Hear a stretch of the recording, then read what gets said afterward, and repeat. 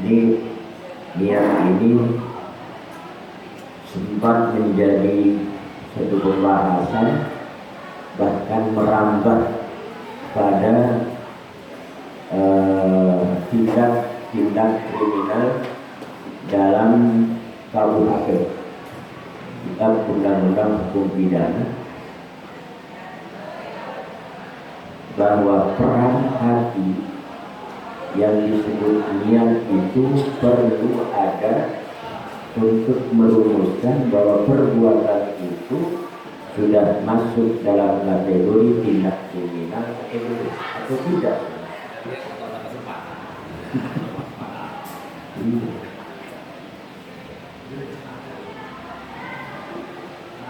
Tetapi teori di dalam fikih itulah yang sepakat itu oleh Pak Profesor Dr. Slamet yang menulis KUHP zaman dulu itu,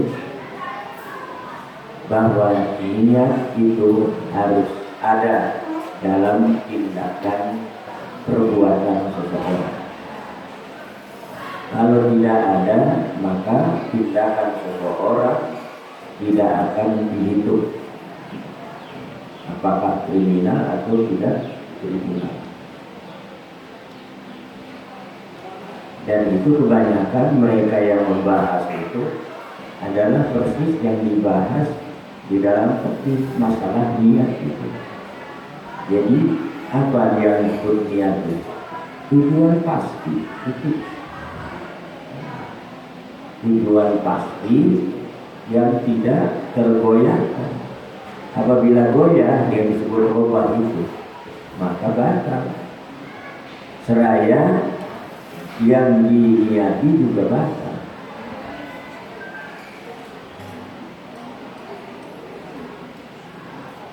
Faslun wa tasniyatu indal wudu'i mustahabbatun laysat biwajibatin bittifaqis salasa. Pasal menerangkan bahwa membaca bismillah indal wudu ketika mau wudu mustahabbatun, itu mustahabbat. Mustahabbah ini dianggap bagus. Kata-kata mustahabbah ini ada 3. Ada mandub, ada masnun, ada mustahabbah. Kalau yang masnun itu artinya kelakuan yang biasa dilakukan oleh Rasulullah, itu sunnah. Seperti membasuh telinga, mengusap telinga dalam wudu. Itu adalah kelakuan atau perbuatan yang selalu oleh Rasulullah dilakukan. Karena apanya kita tidak tahu, mungkin bisa kita cari-cari. Karena di sana itu permukaannya pada pasir, yang mungkin debu-debu dan pasir-pasir itu kalau berterbangan ada juga yang menempel di telinga. Maka selalu Rasulullah itu mengusap telinga agar telinganya tidak termasuk terkil.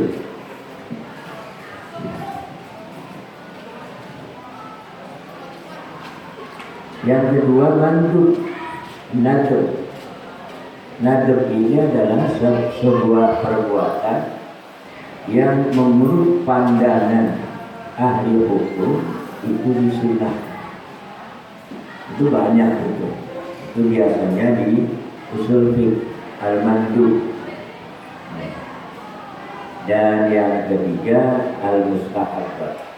Al-mustahabbah itu adalah perbuatan sunnah yang dianggap bagus, dianggap baik, yang dicintai. Mustahabbah. Apa contohnya? Seperti salat 2 rakaat sebelum maghrib, itu mustahabbah. Sedangkan rawatib ba'da isya, qabla subahi, ba'da zuhur, qabla asar, itu rawatib, itu namanya masnun, sunnah, karena selalu dilakukan oleh Rasulullah. Sedangkan 2 rakaat sebelum maghrib itu fakultatif. Yang disebut fakultatif itu, lihat kondisinya. Lamun kondisinya eta geus nyampak jamaah dia salat maghrib. Senajan kiai ini geus ulah umpet we ngalaksanakeun salat qabla maghrib 2 rakaat. Dicarekeun Dina koma di masjid ini. Jadi itu lihat situasi, gitu ya. Makanya Rasulullah itu bersabda di ketika urusan sholat qabla maghrib, liman syaa, bagi orang yang hendak melakukan sholat. Jadi gimana? Jamaahnya belum kumpul, belum siap. Ya, kita mendahului sambil nunggu jamaah. Ayo jamaah banyak, terus ulah kita itu.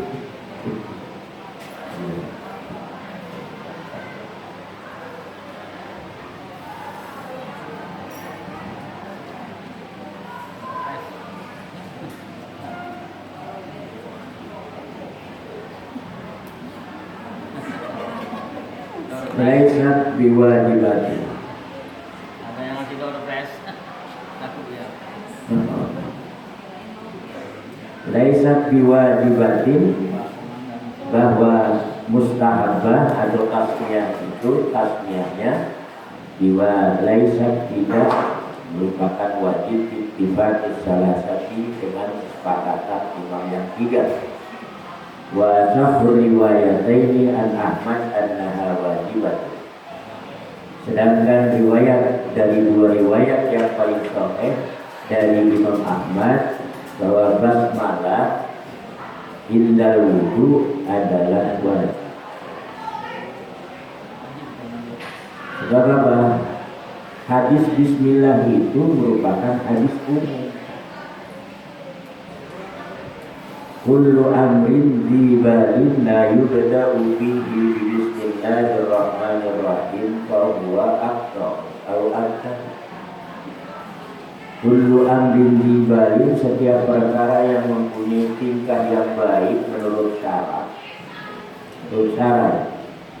Tidak diawali dengan bismillah, maka pekerjaan itu kurang berkah.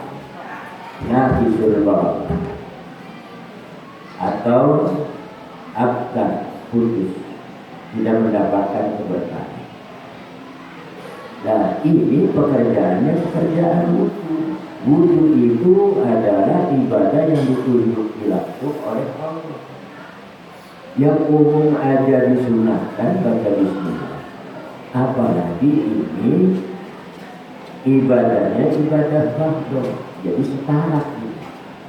Bismillahnya menjadi wajib.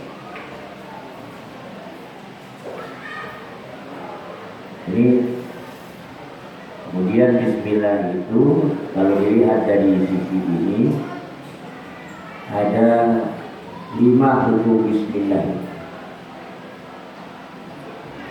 Ada pertama, bismillah itu hukumnya wajib.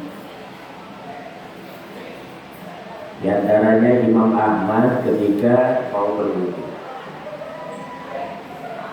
Dan yang kedua, wajib juga bismillah menurut Imam Syafi'i ketika membaca Fatihah di dalam sholat. Bagi imam yang lain, bismillah tidak wajib.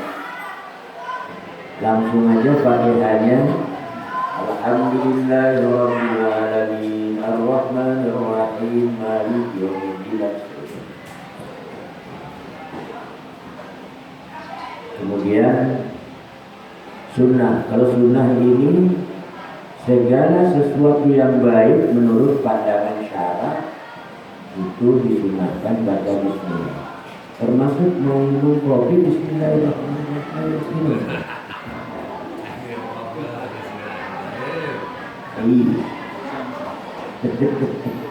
Mau makan bismillah.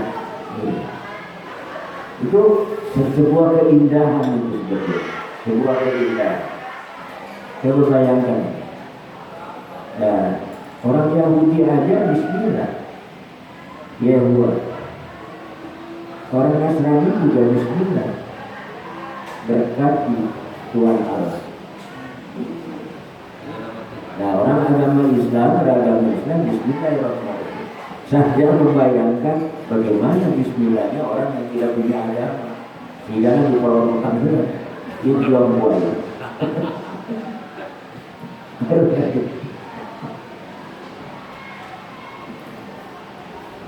Kemudian makruh. Makruh ini ada dua. Ada makruh sosial, ada makruh individual. Makruh sosial itu apabila satu barang makruh dimakan sendiri, tidak bagi-bagi yang lain, itu makruh. Ada harga itu seorang baik, makruh itu. Karena apa? Akibat idaknya, akibat baunya ini terlempar ke orang lain. Durian termasuk. Iya. Tapi kalau dimakan bareng-bareng, 10 orang misalnya, makan petek semua, tidak makruh.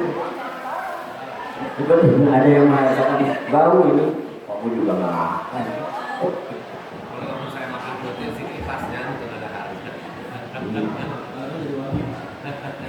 Jadi kalau mau makan petai, makan kadu, kalau sendiri nih, kalau sendiri, ya sudah sebelum bau itu hilang, jangan keluar-keluar dulu. Di mana aja? Hah? Sampai 3 hari baru hilang. Ya betul.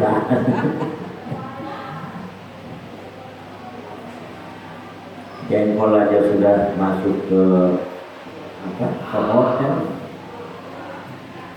dan di hotel itu ternyata ada penawar baru cairan doang listrik itu, tapi bukan di sana. Jadi kalau disemprotkan udah baunya hilang. Karenanya para artis-artis itu berburu jengkol di hotel, gigi gagah, kedua enak, tapi lunak, wow keren. Jengkol di hotel.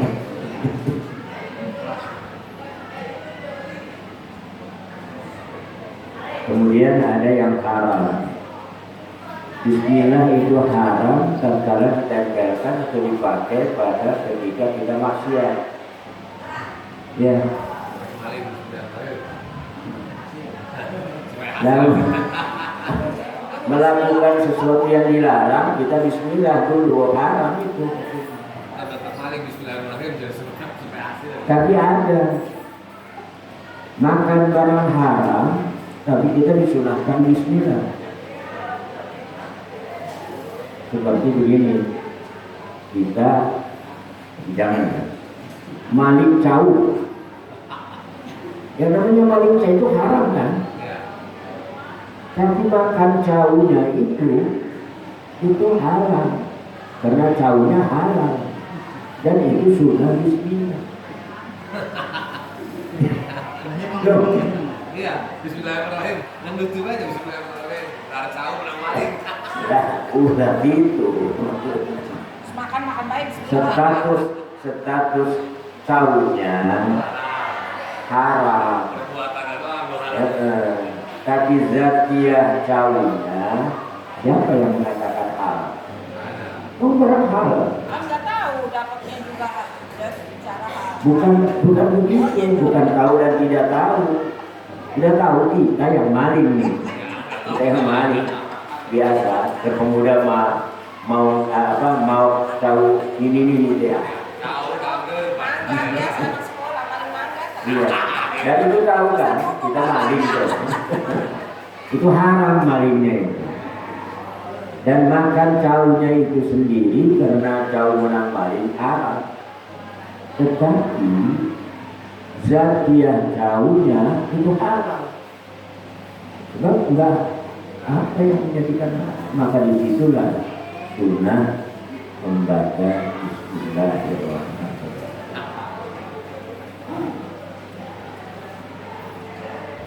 Itu pembahasan termasuk pembahasan jalan jadinya. Kurang dosa tanya sunana. Dosa malina. Kalau yang mubah itu yang dianggap yang tidak ada mempunyai kerendahan dalam pandangan syarak mubah. Jadi masuk kepada seluruh selain daripada yang makruh. Nah, ibu-ibu awas tuh, meskipun perbuatannya bagus, baik, tapi bismillahnya makruh. Tatkala ibu-ibu sedang sakit akan menyapukan kotoran-kotoran yang ada di rumah. Bismillahirrahmanirrahim. Makruh itu. Karena apa? Meletakkan bismillah indah sabah sibil umur pada kelakuan-kelakuan atau pada keadaan yang rendah. Siapa yang memandang mulia terhadap sampah? Jadi jangan bismillah ya.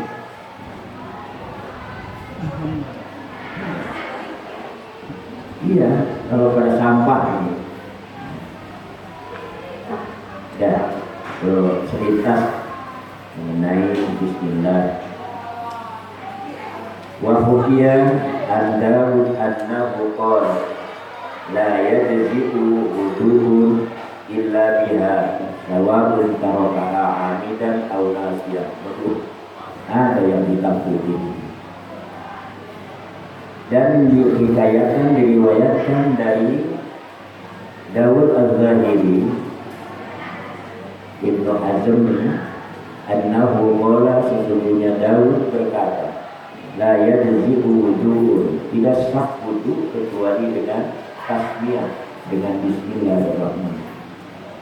Sama tarakaha amidan, dia meninggalkan tasmiyah secara disengaja atau lupa. Tetap kalau lupa berarti di akhir wudu aku lupa kata bismillah, ya hilang. Apalagi kalau disengaja. Wa qala Ishaq al-Firayini inna siyaha ajza'at hu taharatihi wa illa fala. Berkata Syekh Ishaq, inna siyaha, jika lupa seseorang kepada tasmiyah membaca bismillah, ajza'athu taharatuhu, maka mencukupi sah kepada orang tersebut taharatuhu, bersucinya, baik wudu, tayammum maupun al-ghusl. Wa illa fala, jika dia tidak lupa, artinya disengaja, maka tidak sah. Wa ghuslul yadaini qabla taharati mustahabun ghairu wajib. Membasuh tangan, kedua tangan sebelum taharah, baik taharah mandi maupun taharah taharah wudu. Membasuh dua tangan sebelum taharah itu mustahab, disunatkan. Ghairu wajibin, tidak wajib bil-ittifaq, dengan kesepakatan para imam yang sah. Dan kok sampai dibahas begini? Karena ada sebuah hadis dalam Bulughul Maram ini, insyaallah. seorang yang mau berwudu atau seorang yang mau mandi hadas itu harus membasuh dua tangannya dahulu. Ya, pokok-pokok. Kenapa? Rasulullah menjelaskan pada ketika tidur itu aina barat. Pada ketika tidur itu tanganmu itu di mana beradanya? Ngerti kan ya? Nah iya, kalau suami istri biasalah yang namanya Sama bapak-bapak itu. gramang-gramang itu kan. Nah iya. Apa itu? Itu membutuhkan apa? Jadi jangan sampai air yang suci itu terkontaminasi bekas gerayangan. Kita teh hayam, non, kita teh sayang. Itu sampai detil begitu ya. Dan itu memang wajar lah. Sebab orang yang tidur nggak sadar kan.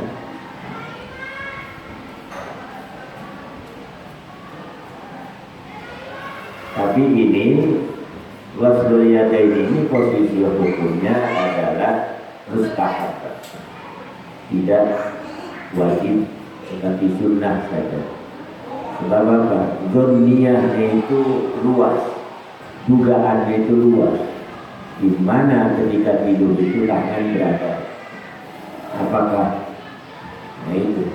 Kalau berada di tempat-tempat yang suci atau di tubuh-tubuh yang suci, ya enggak perlu. Tapi kalau di tempat khusus, nah ini. Apalagi kalau misalnya istrinya itu lagi haid, nah itu kan perlu bisa.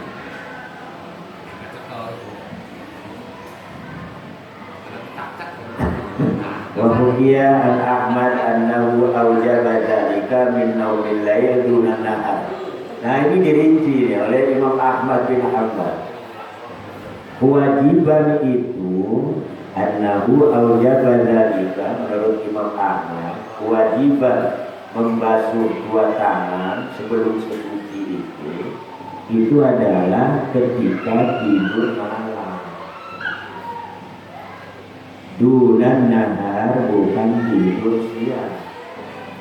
Sebab umumnya tidur malam itu sudah karuan-karuan. Tapi tidur siang itu ya paling kailula, paling waktunya 1 jam atau 2 jam. Dan jam 10 sampai jam 12 kailula itu.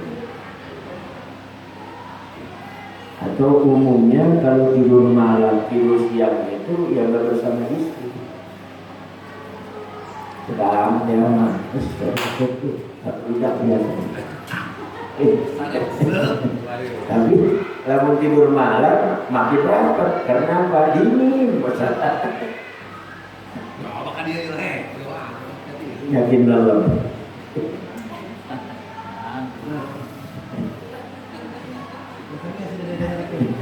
Jadi orang-orang ahli fikih itu terus mengguliti permasalahan. Tujuannya adalah apa? Untuk kita bisa melaksanakan sesuatu yang ada dalam fikih itu sempurna dan baik. Wa qala ba'du zahiriyah bil wujub mutlaqan ta'abbudan la li najasatin. Menurut kaum Az-Zahiriyah, ini anak buahnya Daud Az-Zahiri, bahwa membasuh dua tangan sebelum bersuci, wudu atau mandi itu wajib mutlak. Ta'abudan sebagai ta'abud, sebagai alasannya ibadah aja. Gak usah ada alasan-alasan yang lain. Karena Rasulullah mengatakan begitu, ya laksanakan. Jadi kita melaksanakannya adalah ta'abud. Dalam hal ini seluruh ibadah-ibadah makhluk itu ada dua. Ada ta'abudi, ada ta'abudi. Artinya kalau ta'abudi itu lapangan akal yang disebut pikiran-pikiran begini-begini itu harus ditiadakan. Pokoknya laksanakan, itu ta'abudi. Yang kedua ta'akuli. Ta'akuli itu suatu pelaksanaan yang mungkin bisa dirasionalkan, diakalkan, dipikirkan. Contoh daripada ta'akuli. Ta'akuli itu seperti sholat zuhur 4 rakaat. Udah, nggak usah direka-reka oleh akal itu. Pokoknya laksanakan 4 rakaat, 4 rakaat. Kalau di akal malah itu berbalik. Sholat subuh itu harusnya 8 rakaat, sholat zuhur 2 rakaat. Karena apa? Zuhur itu kan biasanya pas kerja, capek, istirahat. Kalau subuh pas istirahat, fresh, harus kalau dimasukkan pada rasional. Tapi itu bukanlah lapangan rasional. Ta'abudi dan tutup siap laksanakan. Tawaf malah tawaf itu ta'abudi begede. Tetapi apabila kita masukkan rasionalitasnya ada tidak pada tawaf. Itu yang sudah, yang ini yang mau dan yang sudah. Tawaf itu menjadikan Ka'bah sebelah kanan, sebelah kiri. Tawaf, menjadikan Ka'bahnya itu sebelah kanan, sebelah kiri kita. Sebelah kiri kan? Jadi kan muternya begini. Kiri berjalan ya. Jalan kiri, awas belakang.